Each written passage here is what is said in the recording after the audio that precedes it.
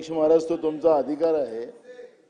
अध्यक्ष महाराज, अधिवेशन काळ चाललेला आहे आणि 22 तारखेला अध्यक्ष महाराज पहाटे 5 वाजता कर्जाला कंटाळून विष प्राशन करून शेतकऱ्यांनी आत्महत्या केली. अध्यक्ष महाराज, बाळकृष्ण अलोने निवेदनाची गरज नाही. यांचं सोनी या गावचे तालुका लाखांदूर 2 एकर जमीन असलेला हा शेतकरी यंदाच्या खरीप हंगामात त्यांनी धान पिकाची लागवड केली असते.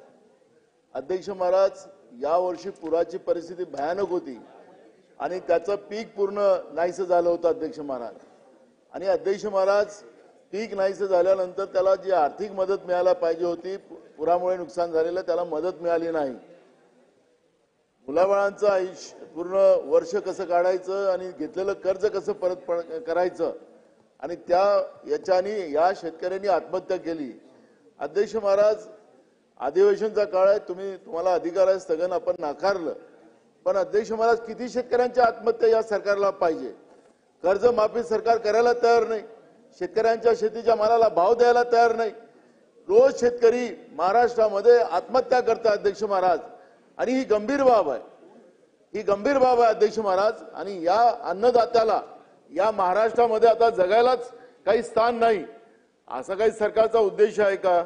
आणि म्हणून अध्यक्ष महाराज, आपण निर्णय घेतला आहे, पण माझं आपल्याला सरकारला आपल्या वतीनं आदेश गेले पाहिजेत की तातडीनं या घटनेचं तपासणी करून तातडीनं सरकारने निवेदन परवा केलं पाहिजे.